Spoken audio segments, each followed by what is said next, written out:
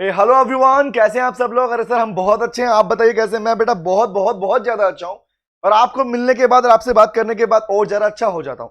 तो आइए बेटा आज की क्लास को शुरू करने जा रहे हैं। एज यू ऑल नो, हमने लास्ट सेशन में आप देख पा रहे हैं, लास्ट क्लास में हमने अपने बिजनेस इकोनॉमिक्स का इंट्रो वाला पार्ट डील कर लिया था, जहां हमने अपने पास में नेचर के रिगार्डिंग, हमें अगर रिपीट करना चाहूं, बताना चाहूं कि लास्ट क्लास में क्या कुछ हो चुका था, ताकि आपको आज की क्लास का जो सिस्टमेटिक वे है वो समझ में आ सके। तो हमने लास्ट क्लास में डिस्कशन किया था कि बिजनेस इकोनॉमिक्स क्या होता है। दूसरी बात हमने बात की थी कि किस तरह आपका बिजनेस इकोनॉमिक्स आपकी जनरल इकोनॉमिक्स से डिफरेंट है। उसके अलावा हमने बात की थी सर गोल्डन वर्ड्स के बारे में, और उसके अलावा हमने बात की थी सब्जेक्ट मैटर के बारे में। तो आज की क्लास का इंपॉर्टेंट होने का एक और रीजन भी है, क्योंकि आज जो हम पढ़ने जा रहे हैं बेटा, वो पढ़ने जा रहे हैं हमारे पास में, आई नोट करेंगे, आज हम पढ़ने जा रहे हैं nature and scope of business economics. क्या सही सुना आप लोगों ने? आज हम बात करने वाले हैं बेटा नेचर एंड स्कोप के बारे में। तो आइए स्टार्ट कर लेते हैं। सर हम बातें नहीं करेंगे, सीधा पॉइंट पे लिखेंगे? हाँ बेटा हाँ, हम सीधा सीधा पहले पॉइंट पे लिखेंगे, फिर हम करेंगे ढेर सारी बातें। तो आइए हेडिंग लिखते हैं बेटा। हेडिंग लिखो, आज की क्लास की हेडिंग लिखो। लिखो, हम लिख रहे हैं सर। लिखिए बेटा, लिखिए nature and scope of business economics. Yes, आज की क्लास का पार्ट बनने वाला है nature and scope of business economics. फिर इस वाले पार्ट को अगर सीधा सीधा कर ले कोई दिक्कत है? हाँ अब दिक्कत है। क्या मतलब सर? पहले आपने अपने पास में जब नेचर और स्कोप की बात पढ़ते थे, पहले मतलब माइक्रो, स्पेसिफिकली अगर माइक्रो पार्ट पढ़ते थे आप लोग, तो वहां इतना कंसर्न नहीं था बेटा नेचर एंड स्कोप के रिगार्डिंग। लेकिन क्या कुछ नया चेंजमेंट आया, वो चेंजमेंट भी आप समझ पाए और देख पाए, इसीलिए तो मैं बात करने वाला हूं किसकी सर। आज हम बात करेंगे नेचर की और बात करेंगे स्कोप की। किसके स्कोप और नेचर की? हम बात करेंगे बिजनेस इकोनॉमिक्स के नेचर और बिजनेस इकोनॉमिक्स के स्कोप के बारे में। तो सबसे पहले हम स्टार्ट करेंगे लिखने वाला पार्ट। लिखने वाले पार्ट के बाद में हम बात करेंगे अपने बाकी बातों के बारे में, समझना शुरू करेंगे। सर ठीक है, ये पॉइंट पे आते हैं। सर क्या इसमें से क्वेश्चन बनते हैं? यस बेटा यस, इसमें से क्वेश्चन बनते हैं। एज यू ऑल नो, आपके पास में आपकी बिजनेस इकोनॉमिक्स के पूरे सब्जेक्ट के अंदर, क्योंकि 60 नंबर का बनता है, 60 मार्क्स के इस पार्ट के अंदर हर एक यूनिट के ऊपर क्वेश्चन है। हर एक यूनिट में आपके पास में क्वेश्चंस आने वाले हैं आपके पास। तो किस तरह का टॉपिक है, आइए बात करते हैं और समझ में आएगा आपको कि हाँ हाँ हाँ सर, कि किस तरह से आगे बढ़ने वाले हैं। तो लिखने वाला हूं बेटा nature of business economics. You can make a heading, लिखना चाहो अलग से तो नेचर ऑफ, सेपरेटली लिखना चाहे तो नोट करो। हम नोट करना स्टार्ट कर रहे हैं सर। हाँ करो ना, करो ना, करोना मतलब मत बोलो सर, करोना मत बोलो सर, करोना नहीं बोला बेटा मैंने, करोना बोला। हाँ जी हाँ, अब ठीक है सर। तो नेचर ऑफ बिजनेस इकोनॉमिक्स। तो आज की क्लास का जो पार्ट है वो बात होने वाली है हमारे पास में बिजनेस इकोनॉमिक्स के नेचर के बारे में। नॉर्मली आप लोगों ने आज तक नेचर के इकोनॉमिक्स में नेचर के बारे में जब भी पढ़ा, तो आपने दो ही पॉइंट्स पढ़े, याद करो, एक था आपने पढ़ा साइंस और एक पढ़ा आपने आर्ट। बट लगा उसी पार्ट को हम और एक्सटेंड करने वाले हैं। हम नहीं करने वाले, आपके आईसीआई मॉड्यूल में आपके सिलेबस का पार्ट है, आइए बात करने वाले। चलो चलो चलो चलो, तो लिखो सबसे पहले, पहले हम नोट करेंगे फिर हम आगे बढ़ेंगे। तो बात करते हैं, और देखो ध्यान से, ज्यादा समराइज, ज्यादा अगर हम बोले डिटेल पॉइंट लिखने का नोट्स में रिक्वायरमेंट नहीं है, क्योंकि रीजन बीइंग आपके पास, सोचो देखो ध्यान से बेटा, एग्जाम आने वाला है ऑब्जेक्टिव प्रिपरेशन के बेस पे। तो प्रिपरेशन भी कैसी होनी चाहिए? ऑब्जेक्टिव वाली होनी चाहिए। तो नोट्स भी कैसे होने चाहिए? ऑब्जेक्टिव वाले होने चाहिए। तो उसी के रिगार्डिंग हम अपने पास में अपने समराइज नोट्स ही बिल्टअप करेंगे। आइए स्टार्ट करते हैं। तो पहले लिखो, सबसे पहले लिखो वही वर्ड जो आपने आज तक सुना, लिखो साइंस। हमने सुना है सर, तो क्या सर इसमें चेंजमेंट है? यस बेटा यस, इसमें चेंजमेंट आ चुका है, क्योंकि अब आप पढ़ रहे हैं बिजनेस इकोनॉमिक्स और आप पिछली क्लास में जान चुके हैं कि जिस इकोनॉमिक्स की हम बात कर रहे हैं, इकोनॉमिक्स डील करता है डिसीजन मेकिंग पावर को। मतलब बिजनेस डिसीजंस कैसे लेंगे इकोनॉमिक पॉलिसीज को या अदर बाकी टूल्स को यूज करके, तो उसी के रिगार्डिंग बनी है आपकी क्या, नेचर ऑफ बिजनेस। आइए नोट करते हैं। तो लिखो इसके अंदर बेटा कि इकोनॉमिक्स को साइंस क्यों कहा गया, क्या वजह है। बिजनेस साइंस इकोनॉमिक्स को तो हमने पढ़ चुके हैं, लेकिन यहां पर जो बिजनेस इकोनॉमिक्स है वो कौन सी साइंस है? आइए लिखिए बेटा, स्टार्ट करते हैं।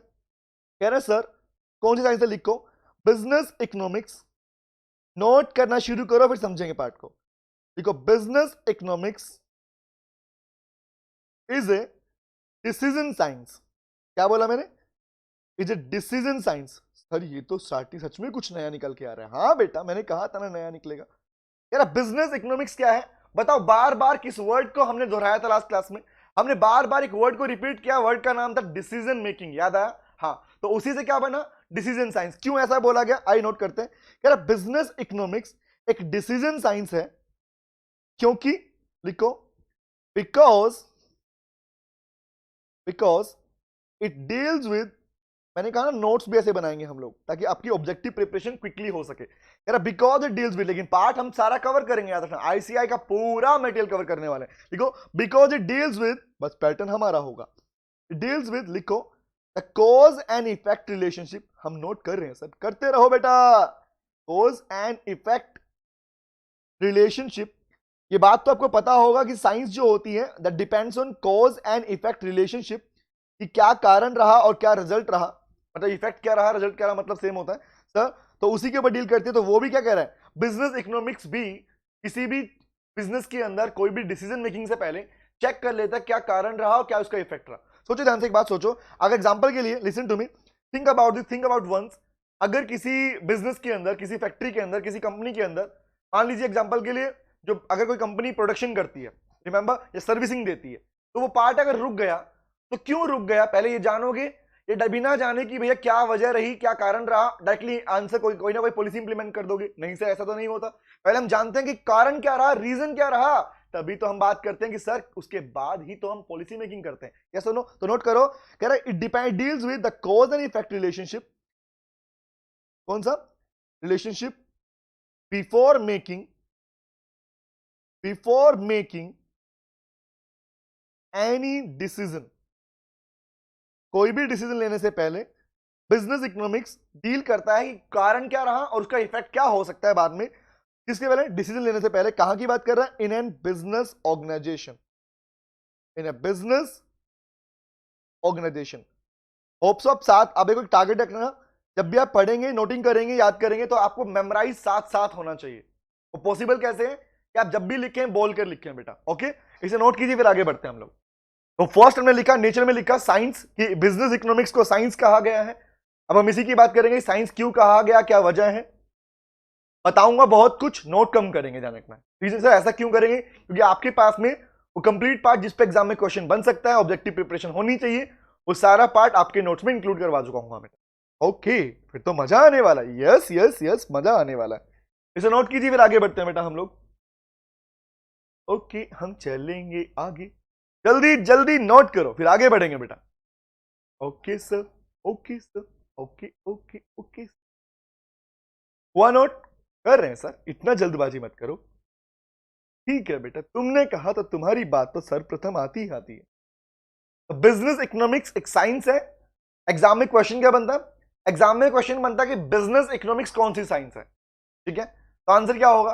अब हालांकि आप बोलोगे आगे पढ़ने वाले की नॉर्मेटिव साइंस भी पढ़ोगे इसके रिगार्डिंग, तो फिर से हम कौन सा आंसर करेंगे? तो ये मैं सिखाऊंगा, इसी को बोलते हैं मोस्ट एप्रोप्रिएट आंसर कैसे चूज किया जाता है। मोस्ट एप्रोप्रिएट आंसर कैसे चूज किया जाता है वो मैं सिखाने वाला हूं, आइए नोट करते हैं। नंबर 2 पे आइए। तो फर्स्ट लिखा साइंस, सेकंड लिखो नेचर में, लिखो प्रैग्मेटिक। ये क्या निकल के आया? पढ़ो तो सही, बताऊंगा। देखो प्रैग्मेटिक क्या होता है बेटा? प्रैग्मेटिक होता है मतलब प्रैक्टिकल को बोलते हैं, याद रखना। जब कोई चीज प्रैक्टिकल फॉर्म में होती है उसे प्रैग्मेटिक बोलते हैं। क्या बोलते हैं? प्रैग्मेटिक। लिखना से लिख सकते हैं, the thing which is in practical form. और ये बात तो आप स्टार्टिंग जान चुके हो कि बिजनेस में जो प्रॉब्लम्स होती हैं वो एक्चुअल में रियल वर्ल्ड में एक्चुअल में प्रिवेल करती है ना। अब ये तो नहीं कि बिजनेस कोई हाइपोथेटिकल फिगर है, हम बोले कि हाँ हो सकता कभी बिजनेस थे, ऐसा तो नहीं है। प्रैक्टिकल फॉर्म एग्जिस्ट करते हैं तो प्रॉब्लम भी प्रैक्टिकली आती है। तो लिखो क्या होता है। अच्छा ऐसी बात, हाँ लिखो।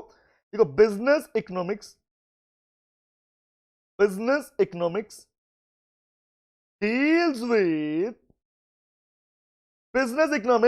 विद लिखो द प्रैक्टिकल प्रॉब्लम्स।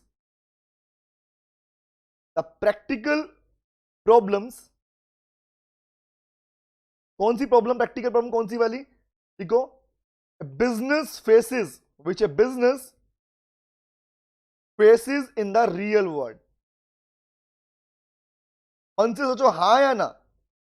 जब बिजनेस किसी भी तरह का डिसीजन मेकिंग करता है, डिसीजन लेता है, उस समय उसके सामने बहुत सारी प्रॉब्लम्स आती हैं और वो सारी प्रॉब्लम प्रैक्टिकल फॉर्म में होती है और बिजनेस को उसे प्रैक्टिकल ही डील करना पड़ता है। और बताओ क्या मैं इसे ये बोल दूं कि हाँ हाइपोथेटिकल फिगर्स है? सर आप क्या बोलना चाह रहे हो? लिख लो, इसी में एक नोट लिख लो, तारे सितारे बना के लिखो ना यार, जल्दी होगा।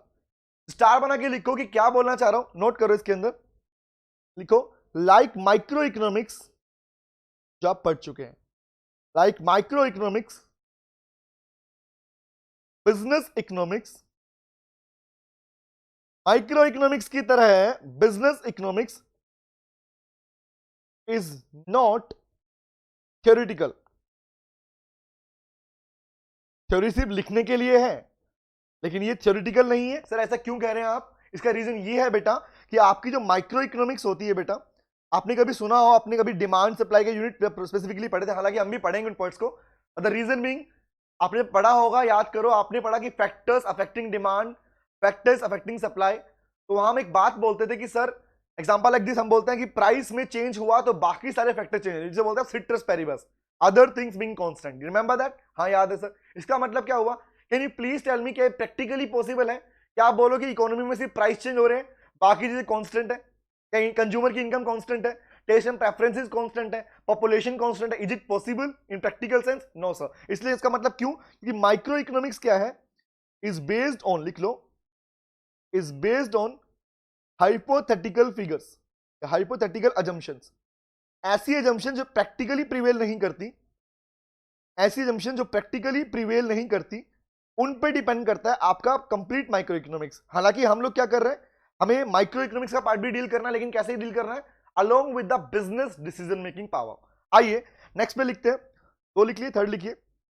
अभी हम नोट कर रहे हैं, हाँ बेटा हाँ, अभी हम नोट कर रहे हैं, फिर इसको हम समझेंगे पूरे पार्ट को। चलिए तो नोट करो इसके रिगार्डिंग। थर्ड लिखिए, आर्ट लिखो, आर्ट। तो साइंस भी है और आर्ट भी है। आर्ट कैसी है? अब आर्ट की रिगार्डिंग कुछ बातें लिखो,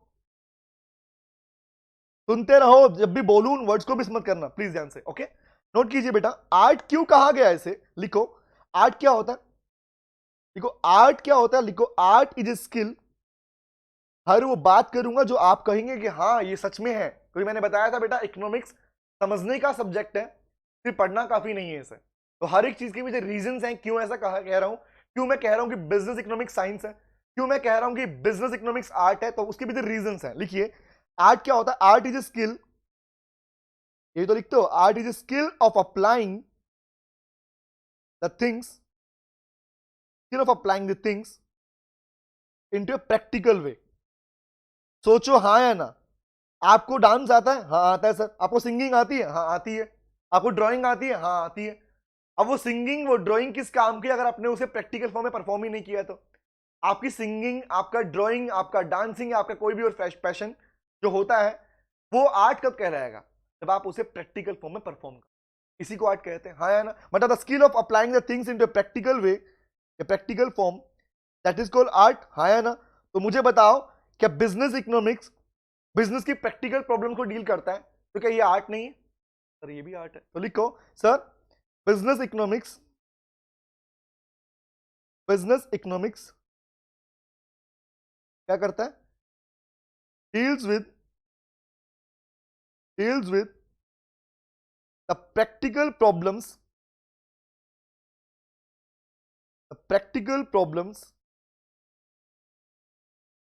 and issues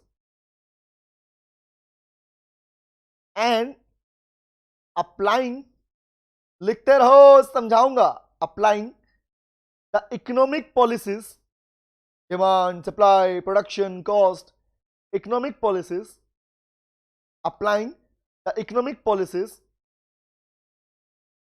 in decision making. Business की डिसीजन मेकिंग के अंदर उन्हीं इकोनॉमिक पॉलिसीज को यूज करता है ताकि एक सॉल्यूशन निकल सके। Think like this. सोचो ध्यान से बेटा, सुनते रहो, मैं बोलता रहूंगा। सोच के देखो ध्यान से कि अगर किसी बिजनेस में कोई डिसीजन लेना है, मान एग्जांपल, मैंने एग्जांपल लास्ट क्लास में दिया था, आपको याद करो कि मान लो कोई बिजनेस चाहता है कि वो अपना एक नया प्रोडक्ट लॉन्च करना चाहता है। तो प्रोडक्ट लॉन्चिंग क्या बिना किसी बेस पर होगी, या प्रोडक्ट लॉन्चिंग कोई हाइपोथेटिकल अजम्पशन है? मतलब सर क्या बनावटी बातें हैं? नहीं सर।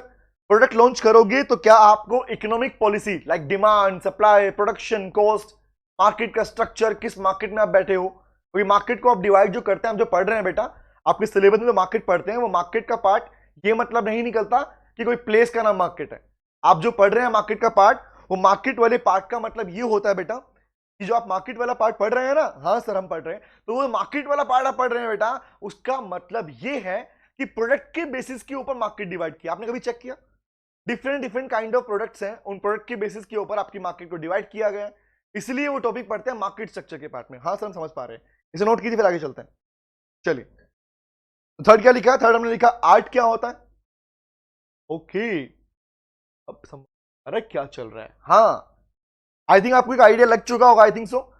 अपकमिंग लेक्चर्स में भी हमारे पास में बहुत कुछ है पढ़ने को, जो कि बहुत इंटरेस्टिंग पार्ट है। इन शॉर्ट अगर बोलूं तो नेचर वाले पार्ट से आपकी actual nature of business economics हम पढ़ रहे हैं, यहां से आपका एक्चुअल बिजनेस इकोनॉमिक्स शुरू हो चुका है बेटा। इसके बाद से आप हमेशा जिन चीजें पढ़ने वाले हैं या आपने हो सकता है कुछ चीजें पहले पढ़ी हैं, मैं बोलना चाहूंगा आप लोगों को कि जो भी पढ़ रखा आप लोगों ने एक बार उसे सोच के चलो कि आपने कुछ नहीं पढ़ रखा, ये मान के चलो। तभी आपको पढ़ने का इंटरेस्ट बिल्टअप होगा, तभी आप जानेंगे कि एक्चुअल बेस क्या रहा। ठीक है, तो ये बहुत सारी चीजें ऐसी पढ़ेंगे आप लोग यहां पर जो देखकर आपको लगेगा कि नहीं सर पहले कुछ गलत तो नहीं पढ़ा हम लोगों ने। इसलिए मैं चाहूंगा कि पहले वाला ब्लैंक कर लो, क्योंकि ब्लैंक पेपर पे लिखना आसान होता है। समझ में आया? मतलब ब्लैंक पेपर पे इजीली लिख पाओगे। ब्लैंक पर मतलब आपका ब्रेन क्या है, ब्लैंक पेपर रखोगे तो उस पर जो मैं चीज समझाऊंगा वो हर एक चीज आपके ब्रेन में इजीली बैठ पाएगी बेटा। चले थर्ड पे फोर्थ पे आते हैं। The fourth one is, sir हमने पहले दो पढ़े थे अब हम और पढ़ेंगे। लिखो, ये आपके सिलेबस का पार्ट है। लिखो इंटरडिसिप्लिनरी, इंटरडिसिप्लिनरी होता है। मतलब क्या होता है इसका मतलब? बड़ी इंटरडिसिप्लिन क्या होता है? आइए लिखते हैं। कह रहा सर इसका मतलब क्या है? लिखो बेटा, कह रहा बिजनेस इकोनॉमिक्स।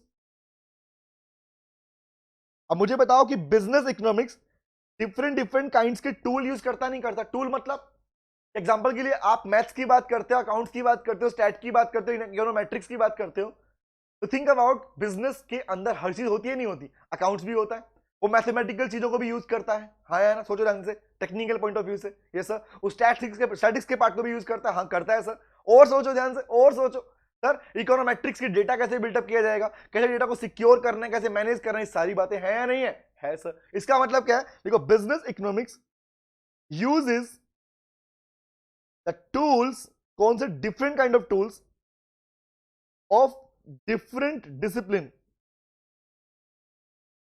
Different discipline. यहां पर डिसिप्लिन का मतलब बेटा ये है कि आपके जितने भी डिफरेंट काइंड ऑफ सब्जेक्ट आप लोग पढ़ते हैं वो सारे सब्जेक्ट अपने आप में एक डिसिप्लिन ही है, जिन्हें आप सिस्टमेटिक मैनर में पढ़ते रहते हैं। एग्जाम्पल मैथमेटिक्स, यस सर हाँ है। एग्जाम्पल अकाउंटिंग, हाँ अकाउंटिंग पार्ट को भी यूज करते हो। किसी कॉस्ट को निकालने के लिए आपको फिगर्स की रिक्वायरमेंट होती है नहीं होती? हाँ होती है सर। तो स्टैटिक्स का पार्ट, स्टैट क्या कहता है आपको? Yes sir. इकोनोमेट्रिक्स का पार्ट, हाँ सर ये हम पहले भी पढ़ चुके हैं, एक्सेट्रा। तो क्या कह रहे हैं sir? Different kind of tools को यूज करता है बिजनेस इकोनॉमिक्स, इसलिए इसको इंटर डिसिप्लिनरी, मतलब इंटर मतलब आपस में सभी टूल्स को यूज करके बिजनेस इकोनॉमिक्स हेल्प करता है डिसीजन लेने के लिए। किसको? एक बिजनेस के लिए। क्यों करता है? लिख लो चाहे लिखना चाहो तो। फॉर द पर्पस, वो कॉमन लाइन, वही common line, for the purpose of decision making. एक मन में क्वेश्चन उठ रहा होगा, सर एक बात बताओ, क्या जो हम पढ़ रहे हैं नोट्स में लिख रहे हैं क्या इनफ हमारे लिए? यस सर बेटा, मोर देन इनफ है, मोर देन इनफ। जो नोट्स मैंने प्रिपेयर किया आप लोगों के लिए, नोट्स ऐसे हैं आपके पास में। डायरेक्टली नोट्स पढ़ने के बाद आप सीधा अपने क्वेश्चन की प्रैक्टिस करना स्टार्ट कर सकते हैं, और जब प्रैक्टिस करेंगे उसके बाद मुझे बताना कि आपके आंसर आ रहे हैं नहीं आ रहे। ओके चलिए फिफ्थ पे आते हैं। इतना, हाँ नेक्स्ट लिखो बेटा, अभी लिख रहे हैं हम, समझाया कुछ भी नहीं है मैंने, समझाऊंगा सारा पार्ट। लिखो रिलाइज ऑन, लिखो नेक्स्ट लिखो, relies on macro economic variables, relies on macro economic variables. कह रहा सर, मैं बोला हाँ, बोला सर एक बात बताओ, ये माइक्रो इकोनॉमिक वेरिएबल्स क्या होते हैं? बेटा वेरिएबल्स का मतलब यहाँ पे माइक्रो इकोनॉमिक्स की जीवित थ्योरीज है ना, जो मैंने बाद में नाम लिया आपको, example demand, supply, consumer surplus, producer, production, cost, factor, pricing, market, ये सारा पार्ट क्या है? ये सारे माइक्रो इकोनॉमिक्स के वेरिएबल कहलाते हैं। तो देखो क्या होता है, कह रहा डिपेंडेंट है। रिलाइज मतलब होता है डिपेंडेंट, मीनिंग आश्रित। लिखना चाहिए, लिख लो, what is the meaning of realise? इसका मतलब होता है आश्रित। जब कोई चीज किसी पे डिपेंडेंट होती है, the thing is called relies. मतलब सिंपल सी बात, आपका, क्योंकि मैंने कहा था ना क्यों इस यूनिट आपके सिलेबस में है, द रीजन मीन क्योंकि हमें पढ़ना है उन पार्ट्स को। बट हम फर्क ये होगा, अब हम डिमांड सप्लाई तो पढ़ेंगे, हम उसके फैक्टर पढ़ेंगे, चेंज क्या होता है, चेंज कैसे होता है, रिमेंबर सारे पार्ट डील करेंगे, ईडी ईएस डील करेंगे, बट द रीजन मीन अब जो बात हम करने वाले हैं वो हम बात करेंगे सारी की सारी बिजनेस पर्सपेक्टिव से। एक टॉपिक आपको आता है डिमांड फोरकास्टिंग, वो क्या होता है, न्यू टॉपिक है, फर्स्ट टाइम पढ़ रहे हैं आप लोग, तो फर्स्ट टाइम पढ़ेंगे उसके बारे में। और डेफिनेटली डिमांड फोरकास्टिंग में से एग्जाम में क्वेश्चन आएगा ही आएगा फॉर श्योर। अच्छा लिखो बेटा, चलिए आगे लिखते हैं। सर इतना श्योर कैसे? क्योंकि रीजन मीन बेटा टॉपिक तो इंपॉर्टेंट है ही, लेकिन आपके एग्जाम के, अगर आईसीए के एग्जाम के अपने प्रीवियस पैटर्न को चेक करें तो प्रीवियस पैटर्न के अकॉर्डिंग जो भी आपके पास एग्जाम में क्वेश्चन पूछे गए उन ट्रेंड्स के according I can make you sure about it कि जो क्वेश्चन कहां से आने वाले। आइए, रिलाइज में होता है आश्रित डिपेंडेंट माइक्रो इकोनॉमिक वेरिएबल्स। ऐसा क्यों? लिखो बेटा, लिखो, समझाऊंगा फिर पूरा पार्ट। हालांकि बहुत सारी बातें आपको लिखते लिखते ही समझ आ जाएंगी, फिर भी सुनते रहो। देखो ध्यान से, बिजनेस इकोनॉमिक्स, गाना गा के लिख लो। बिजनेस इकोनॉमिक्स क्या करता है? लिखो, business economics is mainly concerned with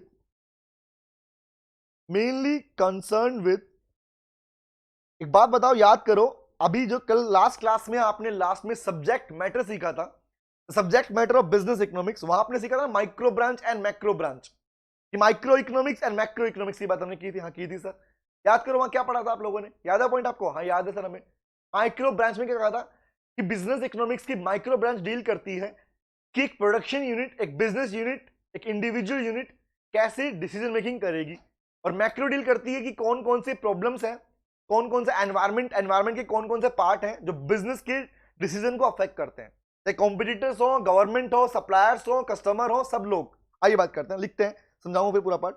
अच्छा, business economics is mainly concern with, देखो, concern with the individual decision making, the individual decision making, ये लिखो, the decision making of an individual unit, ऐसे लिख लो। ओके लिखो, with the decision making, गाना गा के लिखेंगे हम, individual decision making of an individual unit। तो what is the meaning of individual unit?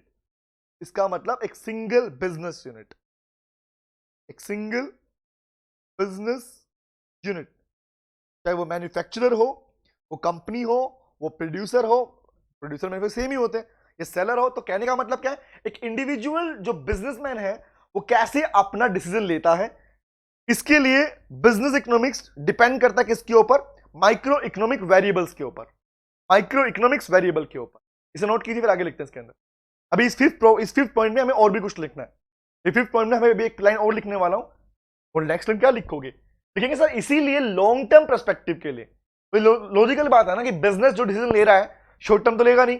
हाँ है ना? यस सर, हाँ ऐसी बात ही है, क्योंकि बिजनेस अगर डिसीजन लेगा तो कभी शॉर्ट टर्म नहीं लेगा, तो लॉन्ग टर्म डिसीजन के लिए क्या करेगा, वो डिपेंड करेगा शॉर्ट टर्म वालों के ऊपर। हाँ है ना? Yes sir. तो लिखो इसके अंदर, नोट हो गया? कर रहे हैं सर, कर रहे हैं, नोट कर रहे हैं, तो फटाफट नोट कर, फिर आगे बढ़ते हैं इसको लेके।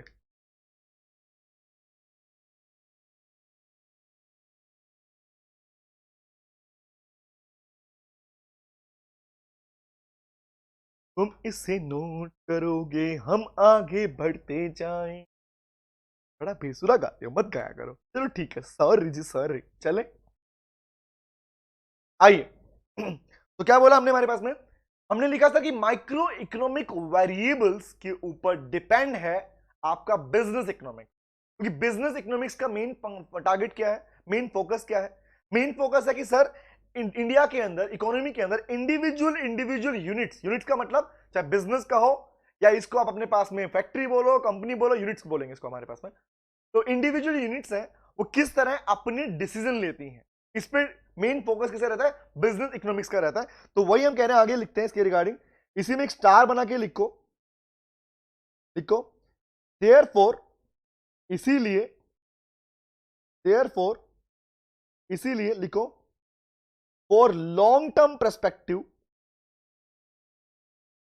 बिजनेस जब डिसीजन लेगा तो उसका टारगेट क्या है? उसका टारगेट है सर लॉन्ग टर्म, देखना कि जो डिसीजन लूं वो लंबे समय तक चलता रहे। तो खुद सोचना ध्यान से, कोई बिजनेस जब डिसीजन लेगा तो क्या ये सोचेगा कि बस डिसीजन अभी के लिए ले रहा हूं? नहीं सर, वो चाहेगा इस डिसीजन का इंपैक्ट मुझे लंबे समय तक मिलता रहे। लिखा है फॉर लॉन्ग टर्म पर्सपेक्टिव, इसीलिए कहते हैं फॉर लॉन्ग टर्म पर्सपेक्टिव। क्या कह रहे हैं? लिखो, बिजनेस इकोनॉमिक्स रिलाइज मतलब आश्रित, डिपेंडेंट बोलते हैं, relies on micro economic variables. यही वजह है कि बिजनेस इकोनॉमिक्स लंबे समय तक के पर्सपेक्टिव को देखते हुए कि हाँ भी लॉन्ग टाइम तक क्या चलने वाला है, उसी को देखते हुए क्या करता है, डिपेंडेंट रहता है छोटे छोटे वेरिएबल्स के ऊपर। सिंपल सी बात। आइए बात करते हैं। सोचो ना, किसी कंट्री के अंदर, इकोनॉमी के अंदर एग्जांपल, लोगों की इनकम नहीं है, लोगों का प्रेफरेंस चेंज हो गया। अब तक आपने नोटिस किया हो कि डिफरेंट डिफरेंट इकोनॉमीज के अंदर जो आइटम, जो प्रोडक्ट कंट्री बनाती है, वो वहां के लोगों को देख के बनाती है, वहां के लोगों की इनकम देखती है, टेस्ट प्रेफरेंसेस देखती है। वहां जो आइटम आप बना रहे हो, क्या आपके आइटम के कोई क्लोज सब्स्टिट्यूट है या नहीं है, क्या कोई कॉम्प्लीमेंट्री आइटम की रिक्वायरमेंट है या नहीं है, पॉपुलेशन किस टाइप की है, पॉपुलेशन का जो कंपोजिशन है वो कैसा है। कंपोजिशन क्या होता है, कंपोजिशन पॉपुलेशन का मतलब क्या होता है, इसका मतलब होता है कि कितने रिच हैं, कितना मिडिल फैमिली, कितना पुअर फैमिली। तो समझ लेना से बात को, हम पढ़ेंगे इस पॉइंट, पूरे पॉइंट को। अब चेक करो, जितने वर्ड मैंने बोले सारे के सारे क्या है, याद करो, फैक्टर्स अफेक्टिंग डिमांड। याद आया, डिटर्मिनेंट्स ऑफ डिमांड, हाँ वही वाला पॉइंट। आगे लिखो, ये क्या लिखा हमने, फिफ्थ, तो 6 पे लिखते हैं। आओ चलो 6 पे लिखते हैं। 6 लिखो इसके अंदर। ये कौन सा पढ़ा हम लोगों ने, माइक्रो इकोनॉमिक वेरिएबल वाला पार्ट पढ़ा। उसके आगे आते हैं, लिखो इसके अंदर, लिखो थोरो अंडरस्टैंडिंग, डीप को थोरो, तो या थोरोली अंडरस्टैंडिंग,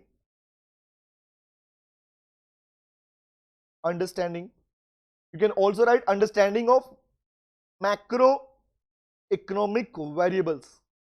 अच्छा, याद करो कल की क्लास में लास्ट वर्ड क्या लिखा था, कल की क्लास में हमने लास्ट वर्ड लिखा था मैक्रो इकोनॉमिक वेरिएबल और माइक्रो इकोनॉमिक वाला पार्ट। तो बताओ आपने वहां पर मैक्रो इकोनॉमिक वेरिएबल्स में, मैक्रो इकोनॉमिक्स ब्रांच में क्या लिखा था सर, हमने वहां लिखा था कि मैक्रो इकोनॉमिक्स एक तरह से एनवायरमेंट कैसे अफेक्ट करता है इसको डील करती है, ये बताती है। तो वही तो है, लिखो बेटा कि मैक्रो इकोनॉमिक वेरिएबल्स की अंडरस्टैंडिंग क्यों रिक्वायरमेंट है, क्यों बिजनेस इकोनॉमिक्स मैक्रो इकोनॉमिक्स के ऊपर डिपेंड करती है, इस चीज को लेके लिखो इसके अंदर। लिखो बेटा मैक्रो इकोनॉमिक्स, लिखो macro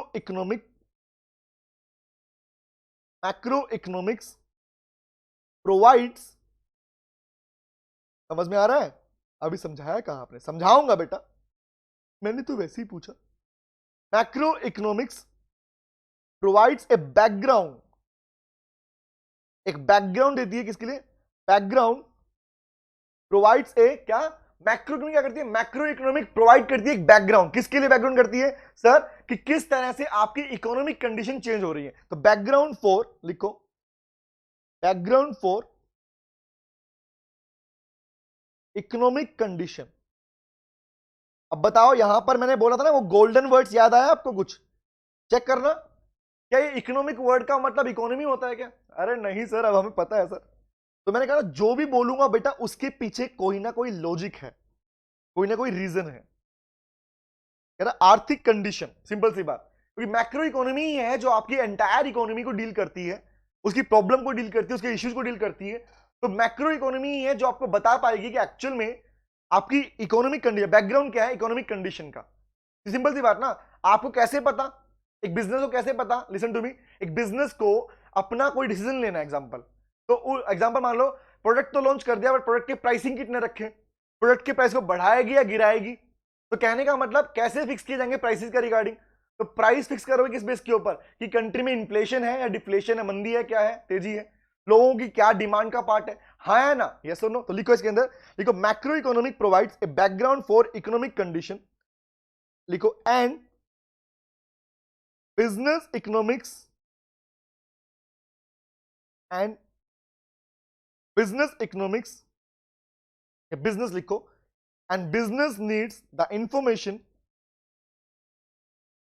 business needs this information, कौन सी इंफॉर्मेशन, बैकग्राउंड की इंफॉर्मेशन, दिस इंफॉर्मेशन अबाउट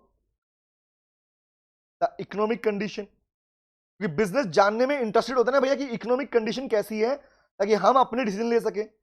इसीलिए क्या बोला, इसीलिए यही वजह है बेटा कि बिजनेस इकोनॉमिक्स, अब यहां लिखो, स्टार लगा के लिखो, इसीलिए कहता है बिजनेस इकोनॉमिक्स, इसीलिए बिजनेस इकोनॉमिक्स क्या करता है, नोट करो, इन्वॉल्व्स, कंसीडर करता है किसको, इन्वॉल्व्स द थोरो अंडरस्टैंडिंग, क्योंकि आपको अंडरस्टैंडिंग होनी चाहिए कि कैसे इकोनॉमी के जो मैक्रो पार्ट है वो बदल रहे हैं, understanding of macro economic variables, of macro economic, not economics, economic लिखो, मैक्रो इकोनॉमिक वेरिएबल्स। यही वजह है बेटा कि बिजनेस इकोनॉमिक्स कहता है भैया मुझे मैक्रो इकोनॉमिक वेरिएबल्स की नॉलेज होनी चाहिए, इंफॉर्मेशन होनी चाहिए। अब आपके अकॉर्डिंग सोच के देखो कितने सारे एग्जांपल्स हैं आपके पास में macro economics. Macro economic variable का मतलब क्या होता है, सोचो, आपने कभी मैक्रो इकोनॉमिक्स की बुक पढ़ी है? हम पढ़ी है सर, हमने पढ़ी है। और किसने पढ़ी? हमने पढ़ी है। तो मैक्रो इकोनॉमिक की जब बुक पढ़ी थी तो उसके चैप्टर के नाम याद है कुछ? हाँ हमें याद तो है sir, money and supply, remember, government budget, balance of payments, inflation, trade, याद आया? गवर्नमेंट, ये क्या है, नेशनल इनकम कैलकुलेशन, ये सारा का सारा पार्ट जो आपने वहां सुना था और वहां पढ़ा हुआ था, उन्हीं चैप्टर्स को कहा जाता है मैक्रो इकोनॉमिक वेरिएबल, क्योंकि आपको पढ़ाया गया बीइंग भी प्रैक्टिकल फॉर्म ऑफ। आइए, क्या आपने कभी सोचा ध्यान से कि आपके पास में मार्क्स तो बढ़ा दिए इकोनॉमिक्स के, 40 से 60 कर दिए सीपीटी से फाउंडेशन कन्वर्ट करने में, लेकिन आपको लगा अरे यार सिलेबस कम कर दिया, ऐसे कैसे हो गया? सिलेबस कम किया लेकिन इकोनॉमिक्स पूरी बदल दी उन्होंने, इसलिए बेटा। आइए बढ़ते हैं, चलिए आगे बढ़ते हैं। नोट कर लिया? अरे कर रहे हैं सर, नोट कर लो चलिए, इसे नोट कीजिए, फिर इसमें एग्जांपल लिखवाऊंगा, इस 6th वाले पॉइंट में लिखवाऊंगा एग्जांपल्स, फिर हम उन एग्जांपल को सीख लेंगे, फिर हमें टॉपिक आ जाएगा। यस, ये तो हमें पता है। तो नोट कीजिए पहले, तो पहले हम पढ़ेंगे आज हमारे पास में नेचर। जब नेचर वाला पार्ट पूरा हो जाएगा तो हम पढ़ेंगे अपने पास में अपना स्कोप ऑफ बिजनेस इकोनॉमिक्स, ठीक है?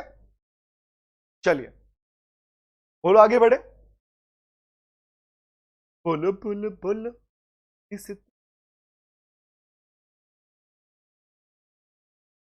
चले, ओके। आइए बेटा इसमें आगे बढ़ते हैं, इसमें एग्जांपल लिखो।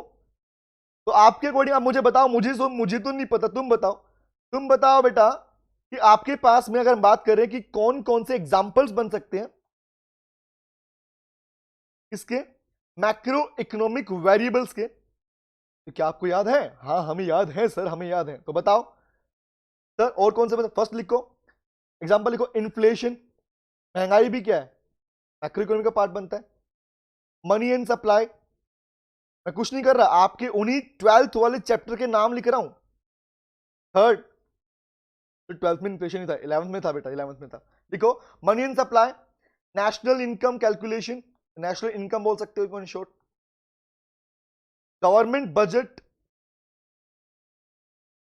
गवर्नमेंट का बजट भी तो एक्सेप्ट करता है, बताना मुझे गवर्नमेंट का बजट क्या होता है?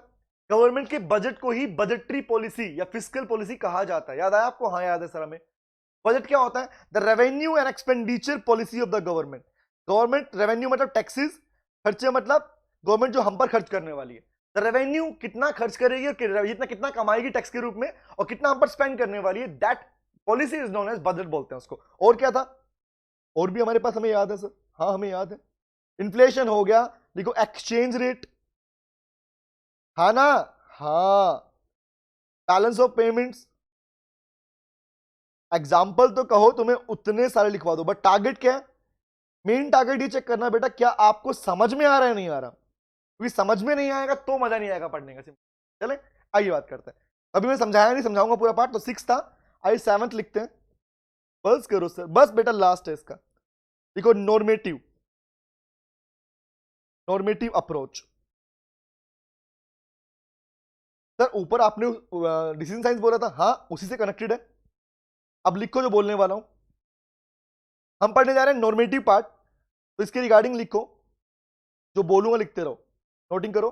आइए लिखते हैं नेक्स्ट पार्ट, कह रहा है नॉर्मेटिव अप्रोच क्या है, आइए लिखते हैं इसके रिगार्डिंग। पहले लिखो, देखो business economics,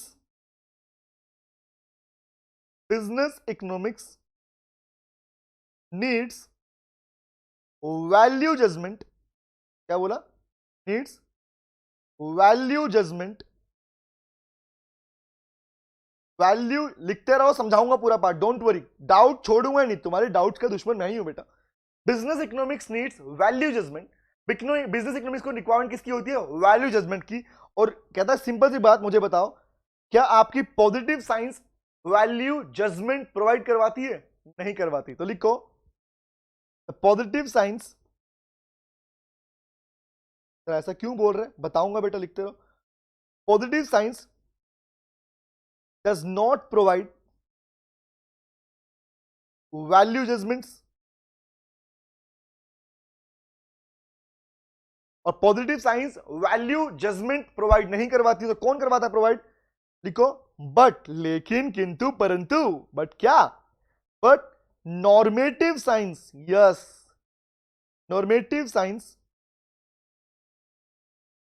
provides the value judgement. ऐसा क्यों बोला आपने?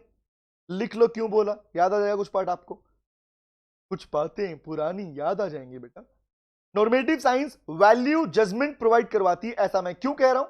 लिख लो इसके रिगार्डिंग। बिकॉज, क्योंकि नॉर्मेटिव साइंस डील्स विथ, कुछ याद आया? Deals with what ought to be, what should be, deals with what ought to be, क्या होना चाहिए, इससे डील करता है। इसे आप व्हाट ought to be कहो या व्हाट शुड बी कहो, OUGST लिखा है, ought to be, और we can say what should be, क्या होना चाहिए या क्या करना चाहिए, क्या कर सकते हैं, इससे डील करता है। ना कि नॉट व्हाट इज, ना कि इससे कि क्या है, कि क्या है। ये जो स्टडी मैटर है, जो मैटर ऑफ फैक्ट है, ये बनता है आपके पॉजिटिव साइंस का पार्ट, ना कि नॉर्मेटिव का पार्ट बेटा। इसे नोट कीजिए। हमारा लिखने वाला नेचर वाला पार्ट खत्म कर चुके हैं हम लोग। तो बताओ क्या ये नोट्स आपको लग रहे हैं आपके काम आने वाले हैं जो हम बन रहे हैं?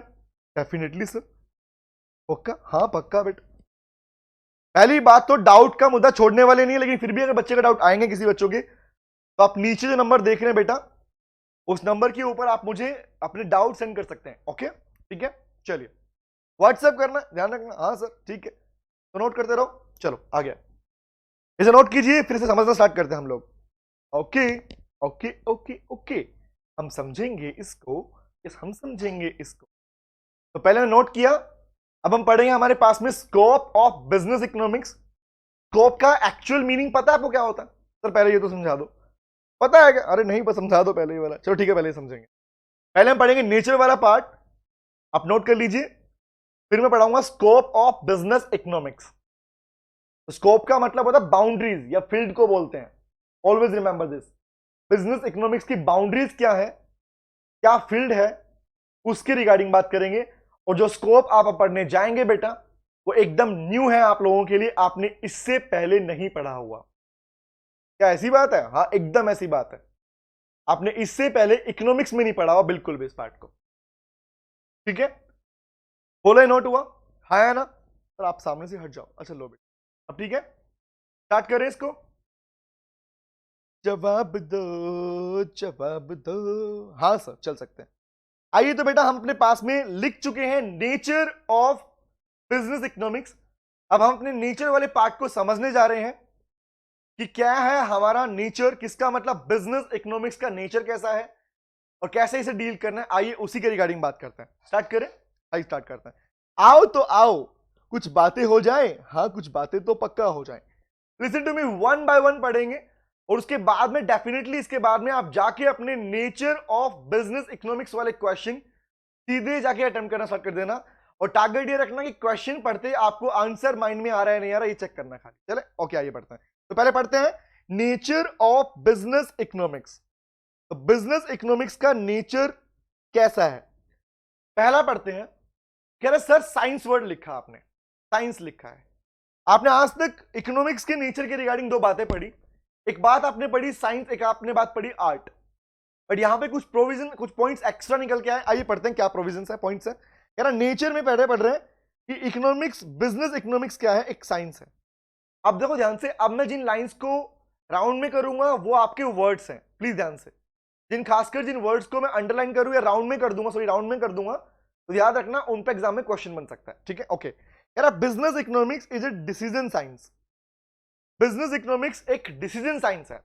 एग्जामिनर आपसे पूछ लेता है कि business economics is blank space, option A positive science, option B normative science, option C decision science, option D both B and C. Answer क्या करोगे बताना मुझे, क्या आंसर देके आओगे? Option B positive science, option A positive science, option B normative science, option C decision science और option D sir both B and C. जब आपको पता होगा कि नॉर्मेटिव भी है और डिसीजन भी है तभी आपका आंसर बी एंड सी बने। लेकिन सर एक बात बताओ, अगर हमारे क्वेश्चन में ऐसा क्वेश्चन आया कि नॉर्मेटिव भी दे रखा है और डिसीजन भी दे रखा है लेकिन D option both B and C नहीं, तब क्या करें? उसे बोलते हैं मोस्ट एप्रोप्रिएट आंसर चूज करना। ये मैं सिखाऊंगा कैसे करते हैं। ओके आइए बात करते हैं। तो कह रहे हैं सर बिजनेस इकोनॉमिक्स क्या है? डिसीजन साइंस है। क्वेश्चन नंबर 1 रेडी हो गया, आगे बढ़ते हैं। क्यों ऐसा क्यों बोला गया? बार बार हम बात कर रहे हैं बिजनेस में डिसीजन मेकिंग की और बार बार बिजनेस इकोनॉमिक्स उसी के बारे में बात कर रहा है। क्या लिखा हुआ है? Because it deals with, it मतलब बिजनेस में डील करता है कॉज एंड इफेक्ट रिलेशनशिप। याद करो बेटा, साइंस क्या होती है?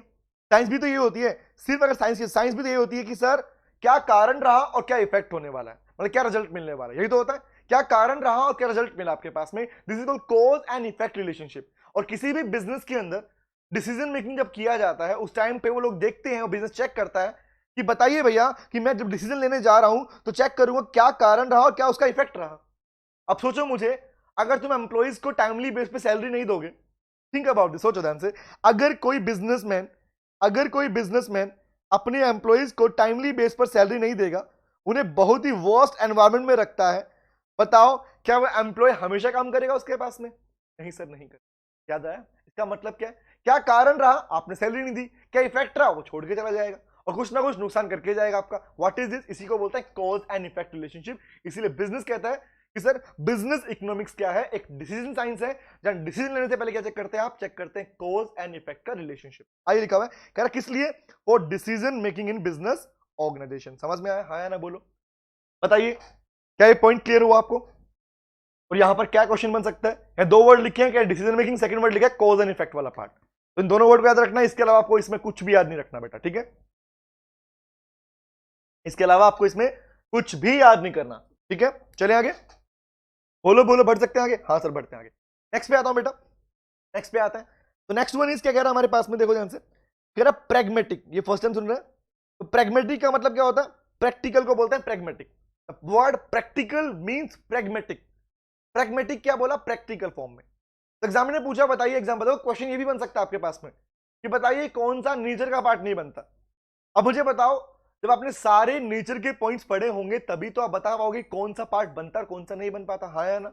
यस सर ऐसा है। तो इसका मतलब पढ़ते हैं, कह रहा business economics deals with practical problems of A business faces in the real world. इसके लिए फॉर डिसीजन मेकिंग। सोचो ध्यान से बात को, क्यों बिजनेस इकोनॉमिक्स को प्रैक्टिकल कहा गया? क्योंकि सिंपल सी बात भैया, बिजनेस इकोनॉमिक्स डील करता है उन सारी प्रॉब्लम्स को जो बिजनेस फेस करते हैं इन रियल वर्ल्ड, वास्तविकता में, एक्चुअलिटी में। चाहे गवर्नमेंट की पॉलिसीज हो, चाहे महंगाई हो, चाहे कोई भी फैक्टर हो जो बिजनेस को अफेक्ट करता है, उन्हें वो प्रैक्टिकल वर्ल्ड में फेस करते हैं। दिस इज द रीजन, यही वजह है कि बिजनेस इकोनॉमिक्स को क्या बोला गया? सर कह रहा कि ये आपके पास में क्या है? प्रैग्मेटिक के अंदर है। मतलब सिंपल सी बात, पूरी तरह प्रैक्टिकल नेचर का है। प्रैग्मेटिक मतलब पूरी तरह प्रैक्टिकल नेचर है, क्योंकि reason mean business economics deal करता है उन सारी प्रॉब्लम्स को जो कि एक बिजनेस फेस करता है रियल वर्ल्ड के अंदर, ना कि माइक्रो इकोनॉमिक्स की तरह जहां पर आप हाइपोथेटिकल अजम्पशन लेके, कि अजम्पशन मान लो ए ये बी ये सी ये डी। हालांकि हम भी पढ़ेंगे उन पॉइंट्स को, ऐसा नहीं बोलूंगा नहीं पढ़ेंगे, बट आज मैं आपको पढ़ाऊंगा, सिखाऊंगा आपको कि वो अजम्पशंस भी क्यों ली गई थी। क्योंकि आपने आज तक ये पूछा, आप लोगों ने, टीचर पूछे मैम एक बात बताओ, टीचर बात बताओ, ये अजम्पशंस क्यों ली गई, ये ऐसा क्यों लिखा गया? बोलते हाँ होती है। तो मैं पढ़ता बोलते होती है, मैं पढ़ता तब भी ये बोलते हैं मैम टीचर्स। मैं बोलता मैम ये क्यों होती है? ये होती है, but there is a reason behind that बेटा। ऐसा क्यों कहा गया? अजम्पशंस के पीछे भी रीजंस हैं। तो वो रीजंस क्या है वो सारा हम पढ़ने वाले। आइए बात करते हैं, अभी क्या पढ़ रहे हैं? कह रहे माइक्रो इकोनॉमिक्स की तरह आपके बिजनेस इकोनॉमिक्स हाइपोथेटिकल नहीं है, ये थ्योरेटिकल नहीं है, पूरी तरह क्या है? ये प्रैक्टिकल है। याद रहेगा बेटा आपके पास, माइक्रो इकोनॉमिक्स पूरी तरह थ्योरेटिकल नेचर की है बेटा, और जब हम बिजनेस इकोनॉमिक्स का पार्ट पढ़ते हैं ये पूरी तरह प्रैक्टिकल है। द रीजन बीइंग, क्योंकि ये सिर्फ थ्योरी बताएगा नहीं, उन्हें इंप्लीमेंट करना सिखाएगा कि कैसे इंप्लीमेंट करता है और कैसे मैनेजमेंट को, एक बिजनेस को इंप्लीमेंट करना चाहिए। आगे बढ़े, थर्ड पे आता हूं। Third is called art. अब मुद्दा आता है सर आर्ट कैसे है। अब मुझे बताओ आर्ट का मतलब, मैंने एग्जांपल दिया, डांस आता है, हाँ आता है। सिंगिंग आती है, हाँ आती है। ड्राइंग आती है, हाँ आती है। या कोई और पैशन आपका, हाँ आता है, मुझे गेम खेलना आता है। क्रिकेट आता है सर। अब मुझे बताओ, मुझे क्रिकेट आता है बट खेला कभी नहीं है। Tell me please. मैं बोलूं मुझे क्रिकेट आता है बट खेला नहीं है। मुझे बास्केटबॉल मेरा फेवरेट गेम है बट मैंने खेला कभी नहीं है। क्या बात कर रहे हो। मैं बोलूं मेरी आर्ट है। बताना क्या तुम्हारी हॉबी तुम्हारी आर्ट बन सकती है? बन सकती है। बट तुम्हारी हॉबी तुम्हारी आर्ट कब बनती है? जब तुम्हारे पास में स्किल हो। किसकी? Of applying that thing into practical form. आपने अपनी उस पार्ट को, आपने उस अपनी चीज को प्रैक्टिकल फॉर्म में इंप्लीमेंट किया। That skill is known as art. अब एग्जांपल और दूं, सुनो ध्यान से। आप एग्जांपल सुनो। अब जब सीए, आप सीए बन जाएंगे, अब डिग्री ले लेंगे बेटा, आपकी 3 साल की आर्टिकलशिप ट्रेनिंग होती है। नोटिस किया आप लोगों ने? हाँ होती है सर। बीइंग ए सीए, आप जब सीए इंटर करते हैं तो आपको 3 साल की प्रैक्टिकल ट्रेनिंग लेनी पड़ती है। एक सीए के अंडर में काम सीखना पड़ता है। रीजन मीन सीए की डिग्री काम नहीं आएगी। सिर्फ सीए की डिग्री एक टैग है, आपको एंट्री दिलाएगी, आपको रेपुटेशन दिलाएगी, आपको पैसा दिलाएगी। रीजन मीन, पर जब काम करोगे तो काम तो प्रैक्टिकली करना पड़ेगा। तो काम सीखना भी कैसे पड़ेगा? क्या बुक को पढ़कर, सिर्फ बुक्स पढ़कर, फिर बुक्स को रीडिंग कर लिया, बुक्स के आंसर मुझे निकालने आते हैं, कि ये यही चीज, सिंपल ये चीज मेरे को डायरेक्टली अपने पास में मेरी कंपनी में हेल्प कर देगी, मेरे को अकाउंट्स मेंटेन करने के लिए, ऑडिट की रिपोर्ट चेक करने के लिए। Is it so? ऐसा पॉसिबल है? नहीं सर। इसका मतलब क्या है? इसका मतलब आपकी नॉलेज को आपने प्रैक्टिकली इंप्लीमेंट किया, अप्लाई किया। That part is called art. उसे आर्ट कहते हैं। अब मुझे बताओ, बिजनेस इकोनॉमिक्स भी तो डील करता है किसको? प्रैक्टिकल प्रॉब्लम और प्रैक्टिकल इश्यूज को। इसलिए क्या करता है? इसीलिए ये इकोनॉमिक पॉलिसीज को और क्वांटिटी अप्रोच को क्या करता है? यूज करता है बिजनेस में डिसीजन मेकिंग करने के लिए। यस और नो? बताओ, समझ में आया नहीं आया? हाँ या ना? समझ में आया? इसका मतलब क्या हुआ बेटा? इसका मतलब ये हुआ कि सर जो हम पढ़ रहे हैं ये प्रैक्टिकल फॉर्म में एप्लीकेबल है। इसीलिए बिजनेस इकोनॉमिक्स भी क्या है? आपकी प्रैग्मेटिक नेचर की है। समझ में आ गया? चले आगे। आगे आता है, फोर्थ पे आते हैं। मैं पढ़ा रहा हूं, कोई डाउट है किसी बच्चों का फिर भी रहेगा बेटा, मैं चाहूंगा डाउट अगर रहेगा तो आप अपने डाउट्स मुझे सेंड जरूर करें। ठीक है? ओके, आइए नेक्स्ट कह रहा है इंटरडिसिप्लिनरी। मतलब सिंपल सी बात, इंटरडिसिप्लिनरी इसका मतलब होता है इंटरडिसिप्लिन। मतलब इसका मतलब ये हुआ कि listen to me, different different kind of subject जो आप पढ़ते हो, इस सब्जेक्ट ने इन्हें डिसिप्लिन भी कहा जाता है बेटा, क्योंकि इनका हर एक का अपना अलग अलग गाइडलाइन, अलग अलग रूल्स है, अलग अलग पैटर्न है पढ़ने का। मैथ्स है, स्टैट है, अकाउंट्स है, हर किसी का अपना एक अलग पैटर्न है पढ़ने का, अलग पैटर्न अपना चीजों को डील करने का। इसका मतलब different different kind of discipline है। और आपने मीनिंग के टाइम पे सीख लिया था, याद करो, आपने बिजनेस इकोनॉमिक्स के मीनिंग के टाइम पे सीख लिया था कि sir business economics business enterprises को हेल्प करता है इन सारे टूल्स को यूज करके अपना डिसीजन लेने। हाँ है ना? हाँ है ना? झूठ में बोलना, झूठ में बोलना, झूठ नहीं बोलेंगे सर, सही कहा हम लोगों ने। तो क्या पढ़ रहे हैं? कह रहे business economics uses this tools of different discipline. इसीलिए इसका मतलब क्या होता है? इंटर मतलब आपस में, what the meaning of inter meaning? आपस में क्या करते हैं लोग? एक दूसरे के टूल्स को यूज करके बिजनेस क्या करता है? डिसीजन लेता है। समझ में आ गया? ध्यान से लिखा हुआ किसके लिए? For the purpose of decision making. समझ में आया? यस और नो? समझ में आ गया। चलो आगे आते हैं। फिफ्थ पे आता हूं। Fifth is called relies on micro economic variables. बड़ी रिलाई का मतलब क्या था? आश्रित, डिपेंडेंट को बोलते हैं। कह रहा सर सिंपल सी बात, आपका बिजनेस इकोनॉमिक्स डिपेंड करता है, डिपेंडेंट है किसके ऊपर? माइक्रो इकोनॉमिक्स के वेरिएबल्स के ऊपर।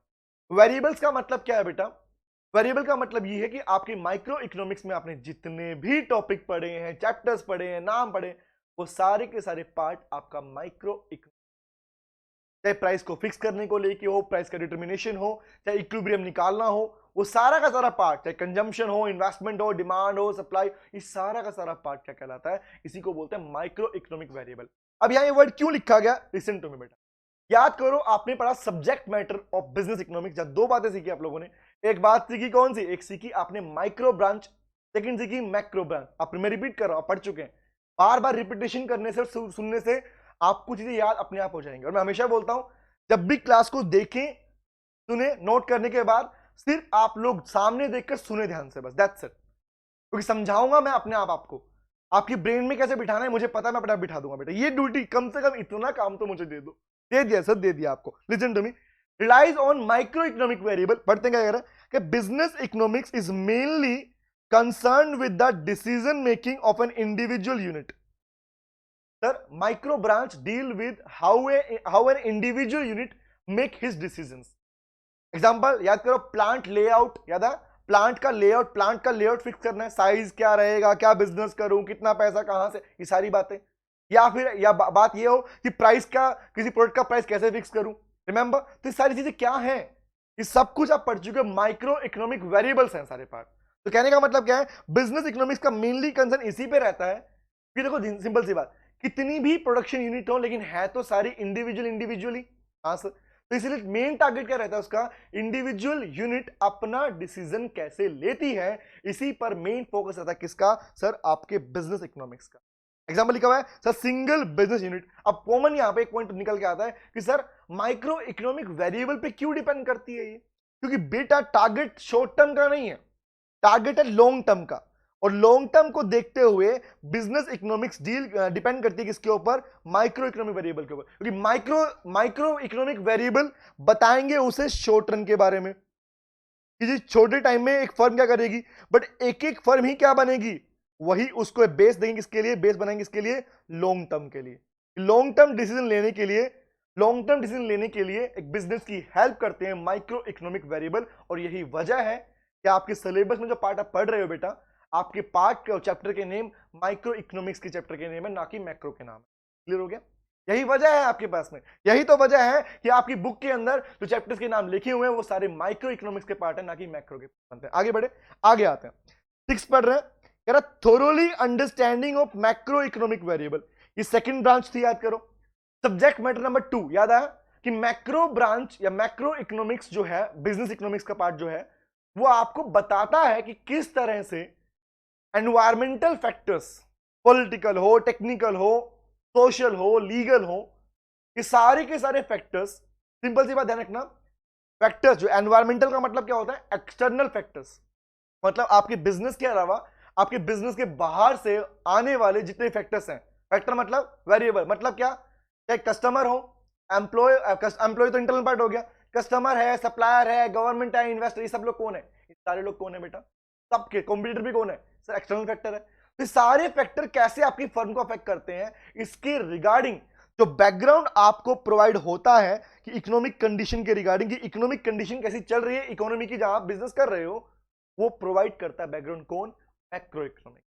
वो माइक्रो प्रोवाइड नहीं करवाएगा, माइक्रो बताएगा इंटरनल के बारे में, मैक्रो बताएगा एक्सटर्नल के बारे में, अब पूरा एंटायरली इकोनॉमी के बारे में बताएगा आपको। तो कहने का मतलब क्या है सर, मैक्रो इकोनॉमिक्स ही है जो बताएगा, एक बैकग्राउंड देगा आपको किसके लिए, इकोनॉमिक कंडीशन के बारे में। तो क्या लिखा हुआ, and business need this information about the economic condition, और बिजनेस को अपनी डिसीजन मेकिंग करने के लिए रिक्वायरमेंट होती है किसकी, इन्हीं इकोनॉमिक कंडीशन को जानने के लिए कि क्या चल रहा है क्या नहीं चल रहा। मैंने एग्जांपल दिया, याद करो, कोडेक कंपनी और फ्यूजी फिल्म जैसी कंपनियां कंट्री से आउट हो गई, निकल गई, एक झटके से गायब हो गई। कैसे गायब हो गई, अगर उन्हें पता होता कि सोनी जो उनका कॉम्पिटिटर है वो एक ऐसा जो चिप सिस्टम, कैमरे में नेगेटिव रोल नहीं, चिप सिस्टम लॉन्च करने वाला है, तो अगर उन्हें पता होता, तुम्हें लगता है कोडेक कंपनी, इतनी बड़ी कंपनी, फ्यूजी कंपनी जो है, वो कंट्री से बाहर जाती कभी नहीं जा पाती। इसका मतलब क्या है, यही वजह है बेटा कि मैक्रो इकोनॉमिक वेरिएबल्स एक बैकग्राउंड जो देता है, उस बैकग्राउंड को स्टडी करते हैं बिजनेस, याद रखना। और इसीलिए क्या बोलते हैं, इसलिए लिखते हैं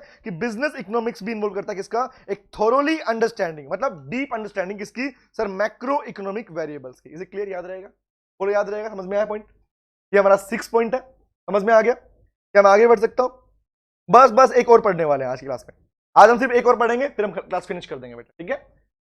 स्कोप वाला पार्ट हम नेक्स्ट क्लास में पढ़ेंगे, इज इट क्लियर, बोलो आगे बढ़ सकता हूं, चलिए आगे। जी सर आगे आते हैं, कह रहे सर इसमें एग्जांपल क्या दिया मैंने मैक्रो के, इन्फ्लेशन, मनी सप्लाई, एक्सचेंज, ये सारे वो पार्ट है, चेक करो जो कि आपके पास में, आप चाहो। अब एक चीज चेक करना है, होमवर्क दे रहा हूं आपको मैं, this is homework for you all, जब भी इस यूनिट को करेंगे आप लोग, ये होमवर्क रहेगा आप लोगों के लिए, आप इन सबका इफेक्ट चेक करेंगे, आप इस सबका इफेक्ट लिख के देखेंगे कि अगर महंगाई हुई तो क्या इससे बिजनेस का डिसीजन अफेक्ट होगा, और होगा तो कैसे होगा, मनी सप्लाई में चेंज हुआ तो कैसे अफेक्ट होगा, एक्सचेंज रेट बदला तो कैसे अफेक्ट होगा, ये सारा पार्ट आप वन बाय वन अप्लाई करेंगे बिजनेस के डिसीजन मेकिंग के ऊपर, इफेक्ट के ऊपर। ये आपका होमवर्क रहेगा जब भी आप इस क्लास को पढ़ेंगे उस टाइम के लिए। आगे कह रहे हैं sir 7th last and the last nature पढ़ते हैं, नॉर्मेटिव अप्रोच। नॉर्मेटिव अप्रोच अब नॉर्मेटिव तो आपने पढ़ रखा है हमेशा, लेकिन बात सुनने से क्या फर्क क्या है यहाँ पर। एक बात बताओ, किसी भी तरह की डिसीजन को लेने के लिए क्या देखो डिसीजन लेने वाला कौन है? जो लोग डिसीजन लेने वाले हैं वो ह्यूमन बीइंग ही है।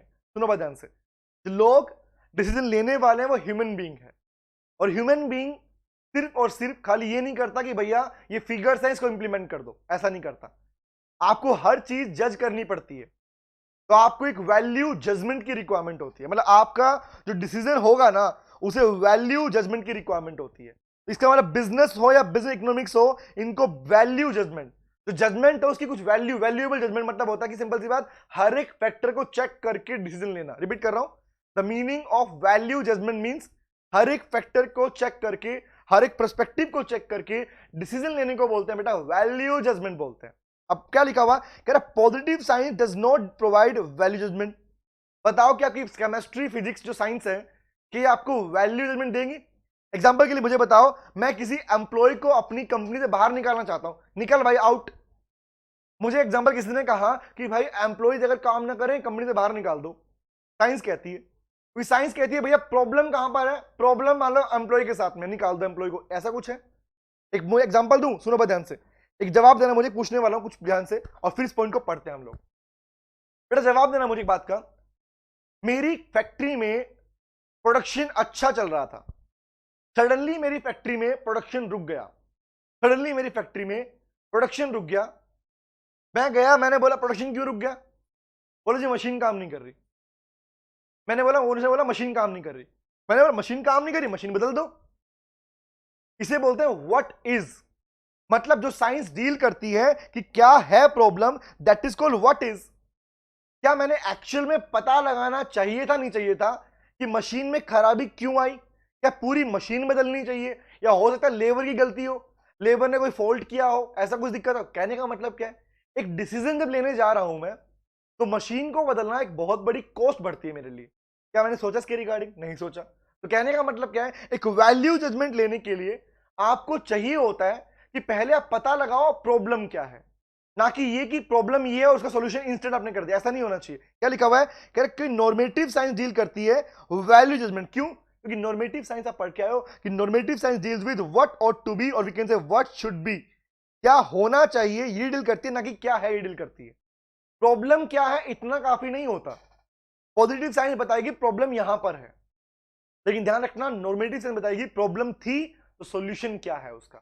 और याद रखना आपकी इकोनॉमिक्स और आपका बिजनेस इकोनॉमिक्स वाला पार्ट और आपकी फैक्ट्रीज बिजनेस पार्ट जो भी है, कॉर्पोरेट सेक्टर भी है, वो सब के सब इसी पे डिपेंड करते हैं कि जजमेंट कौन सा मिले, वैल्यू वाला मिले, जो एटलीस्ट कम से कम हमें एक पॉजिटिव इफेक्ट, एक पॉजिटिव बेनिफिट प्रोवाइड कराए। इसीलिए कहा जाता है बेटा कि आपकी बिजनेस इकोनॉमिक डील करती है किसको, इज ए नॉर्मेटिव साइंस, ना कि पॉजिटिव साइंस। बताओ समझ में आया, हाँ या ना? जवाब दीजिए। एंड दैट्स इट, आज हम इतना ही करने वाले हैं। आपका नेचर ऑफ बिजनेस इकोनॉमिक्स वाला पार्ट पूरा हो चुका है, एंड आई होप आपको समझ में आया। अगर कोई भी डाउट फिर भी रहेगा, definitely I will pick that, मैं पिक करूंगा। दूसरी बात, अगर कोई डाउट रहेगा इसके बाद में डायरेक्टली आप अपने पास में अपने नेचर तक के क्वेश्चन प्रैक्टिस कर सकते हैं आईसीआई मॉड्यूल के, सीधा सीधा ध्यान रखना, ठीक है? तो मिलते हैं नेक्स्ट क्लास में बेटा, thank you very much, take care, see you, bye bye bye bye, सीधा।